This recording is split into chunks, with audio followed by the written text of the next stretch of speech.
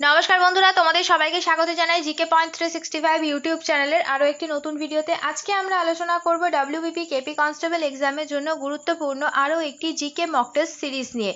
আমাদের চ্যানেলে প্রতিদিনই সন্ধ্যাবেলা ডব্লিউবিপি কেপি কনস্টেবল এক্সামের জন্য মক টেস্ট হচ্ছে, তোমরা সেই মক টেস্টে অংশগ্রহণ করো। প্রতিদিনই যে সমস্ত প্রশ্নগুলো আমরা নিয়ে আসছি, প্রত্যেকটি প্রশ্ন কিন্তু তোমাদের এক্সামের জন্য ভীষণভাবে গুরুত্বপূর্ণ। সেই কারণে একটু স্কিপ না করে প্রত্যেকটি ভিডিও তোমরা খুব মনোযোগ সহকারে দেখো এবং এর যে গুরুত্বপূর্ণ তথ্যগুলো থাকছে সেগুলো তোমরা চাইলে নোট ডাউন করে নিতে পারো।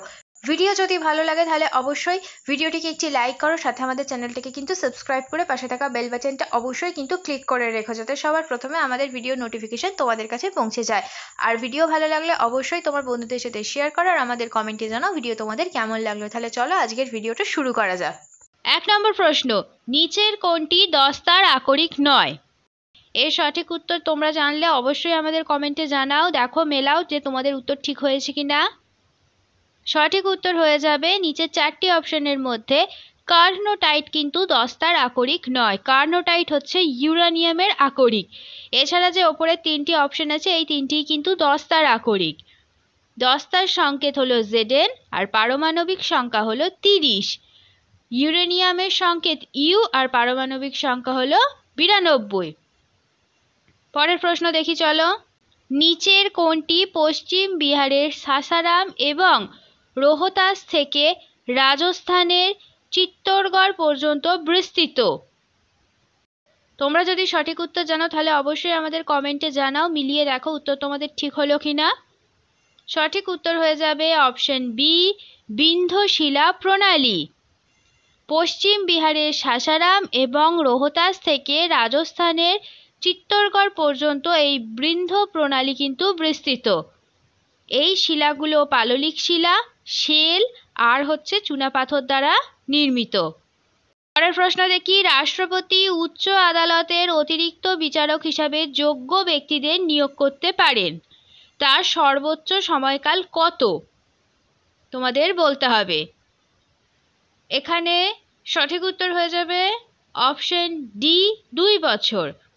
সংবিধানের 224 নম্বর অনুচ্ছেদ অনুসারে হাইকোর্টের কাজ যদি সমসাময়িকভাবে বৃদ্ধি পায় তাহলে রাষ্ট্রপতি অতিরিক্ত বিচারপতি নিয়োগ করেন, এবং হাইকোর্টের কোনো স্থায়ী বিচারপতি যদি কোনো কারণে অনুপস্থিত থাকেন বা তিনি তার কাজ করতে সমসাময়িকভাবে অক্ষম হয় তাহলে তার জায়গায় ভারপ্রাপ্ত বিচারপতি নিয়োগ করে থাকেন। ঠিক আছে, চলো পরের প্রশ্ন দেখি। মাধুরী দীক্ষিত কোন ধরনের ভারতীয় নৃত্যের সাথে যুক্ত?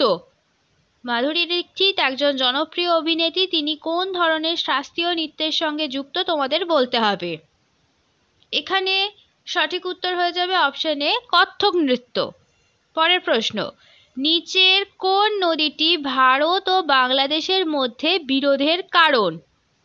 তার বাংলাদেশের মধ্যে বিরোধের কারণ হলো তিস্তা নদী।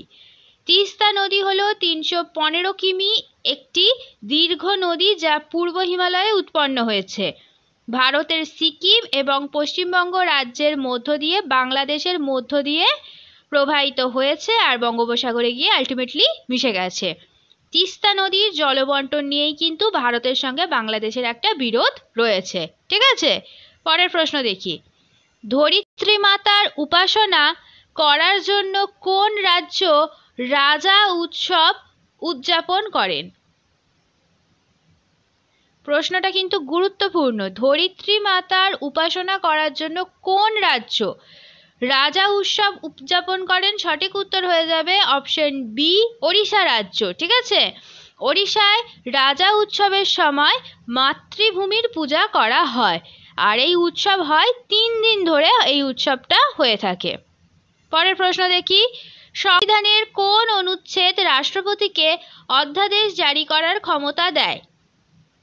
উত্তর হবে অনুচ্ছেদ 123।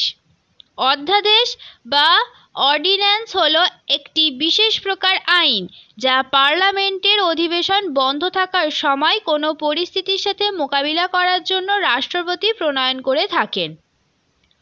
অধ্যাদেশ জারি করা হলে তা সংসদের অধিবেশন শুরু হওয়ার 6 সপ্তাহের মধ্যে সংসদ দ্বারা অনুমোদিত হতে হয়। 223 নম্বর অনুচ্ছেদ অনুসারে রাজ্যের রাজ্যপাল অধ্যাদেশ জারি করতে পারে। ঠিক আছে, চলো পরের প্রশ্ন দেখি। কত সালে মহাত্মা গান্ধী সবরমতী আশ্রম প্রতিষ্ঠা করেন? তোমরা যদি এই প্রশ্নের সঠিক উত্তর জেনে থাকো তাহলে অবশ্যই আমাদের কমেন্টে জানাও। সঠিক উত্তর হয়ে যাবে 1915 সালে। অপশন সি হচ্ছে সঠিক উত্তর। সবরমতী আশ্রম, গান্ধী আশ্রম, হরিজন আশ্রম ও সত্যাগ্রহ আশ্রম নামেও পরিচিত। এটি গুজরাটের আহমেদাবাদে সবরমতী নদীর তীরে অবস্থিত। মহাত্মা গান্ধী 1915 সালের 25শে মে সবরমতী আশ্রম প্রতিষ্ঠা করেছিলেন, আর 1930 সালের 12ই মার্চ এই সবরমতী আশ্রম থেকেই ডান্ডি মার্চ শুরু হয়েছিল। পরের প্রশ্ন দেখি চলো। ভারতের কোন ভাইসরয় দীপাবলি ঘোষণা করেছিলেন? এটি একটি খুব ইম্পর্টেন্ট প্রশ্ন। এই প্রশ্নটা কিন্তু অনেকবারই এক্সামে এসেছে। এই প্রশ্নের সঠিক উত্তর হয়ে যাবে option A, Lord Irwin. Deepavali ঘোষণা ছিল ব্রিটিশ সাম্রাজ্যে ভারতের অবস্থান সম্পর্কে 1929 সালের 31শে অক্টোবর ভারতের ভাইসরয় লর্ড আরউইন কর্তৃক প্রদত্ত একটি বিবৃতি। এটি আরউইন ঘোষণা নামেও পরিচিত। লর্ড আরউইন 1926 সাল থেকে 1931 সাল পর্যন্ত ভারতের ভাইসরয় হিসেবে দায়িত্ব পালন করেছিলেন। পরের প্রশ্ন দেখি। পাকিয়ং বিমানবন্দর ভারতের নিচের কোন রাজ্যে অবস্থিত? এটা খুব সোজা প্রশ্ন। এই প্রশ্নের সঠিক উত্তর হয়ে যাবে অপশন এ, সিকিম। পাকিয়ং বিমানবন্দর হচ্ছে সিকিম রাজ্যে অবস্থিত, আর এটি সিকিমের একমাত্র বিমানবন্দর এবং উত্তর পূর্ব ভারতে নির্মিত প্রথম গ্রিনফিল্ড বিমানবন্দর। প্রশ্ন কিন্তু ঘুরিয়েও আসতে পারে, উত্তর পূর্ব ভারতে নির্মিত প্রথম গ্রিনফিল্ড বিমানবন্দরের নাম কি, এটিও কিন্তু প্রশ্নে তোমাদের থাকতে পারে। তাহলে তখন সঠিক উত্তর হয়ে যাবে পাকিয়ং বিমানবন্দর। এটা কিন্তু খুব ইম্পর্টেন্ট একটা প্রশ্ন। পরের প্রশ্ন। কোন আগ্নেয়গিরিকে ভূমধ্য সাগরের লাইট হাউস বলা হয়? এটা খুব সোজা প্রশ্ন। সঠিক উত্তর অপশন সি, স্ট্রম্বোলিকে বলা হয় ভূমধ্য সাগরের লাইট হাউস।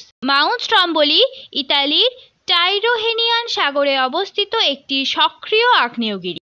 মাউন্ট বারবারা হলো অস্ট্রেলিয়ার একটি পর্বত, আর মাউন্ট এটনা আর মাউন্ট ভিসুভিয়াস এই দুটি ইতালিতে অবস্থিত। পরের প্রশ্ন দেখি। ত্বকে ক্ষতস্থান চিকিৎসার জন্য নিচের কোনটি ব্যবহার করা হয়ে থাকে? চারটি অপশনের মধ্যে কোনটি সঠিক উত্তর তোমরা যদি জানো তাহলে কিন্তু আমাদের অবশ্যই কমেন্টে জানাও, আর দেখো তোমাদের উত্তর ঠিক হচ্ছে কিনা। সঠিক উত্তর হয়ে যাবে অপশন এ, অ্যান্টিসেপটিক্স। অ্যান্টিসেপটিক্স জীবাণু সংক্রমণ নিয়ন্ত্রণে ব্যাপকভাবে ব্যবহৃত হয়। অ্যান্টিসেপটিক্সে থাকা বায়োসাইড নামক রাসায়নিক ব্যাকটেরিয়া, ভাইরাস এবং ছত্রাকের মতো অণুজীবকে কিন্তু হত্যা করে থাকে। সেই কারণে ত্বকের ক্ষতস্থান চিকিৎসার জন্য কিন্তু অ্যান্টিসেপটিক ব্যবহার করা হয়ে থাকে। পরের প্রশ্ন। বক্সারের যুদ্ধের পর নিচের কোন চুক্তি স্বাক্ষরিত হয়? সঠিক উত্তর হবে অপশন এ, এলাহাবাদের সন্ধি। 1764 সালের 22শে অক্টোবর তৎকালীন ভারতের মুঘল সম্রাট দ্বিতীয় শাহ আলম, অযোধ্যার নবাব সুজাউদ্দৌলা এবং বাংলার নবাব মীর কাসিম ও ব্রিটিশ ইস্ট ইন্ডিয়া কোম্পানির মধ্যে বক্সারের যুদ্ধ হয়েছিল। এই যুদ্ধে ইস্ট ইন্ডিয়া কোম্পানি জয়লাভ করেছিল। 1765 সালে দ্বিতীয় শাহ আলম এলাহাবাদের সন্ধির মাধ্যমে ব্রিটিশ ইস্ট ইন্ডিয়া কোম্পানিকে বাংলা, বিহার ও উড়িষ্যার দেওয়ানির অধিকার দিয়েছিলেন। চলো পরের প্রশ্ন দেখি। নিচের কোন ভিটামিনকে অ্যান্টি ক্যান্সার ভিটামিন বলা হয়?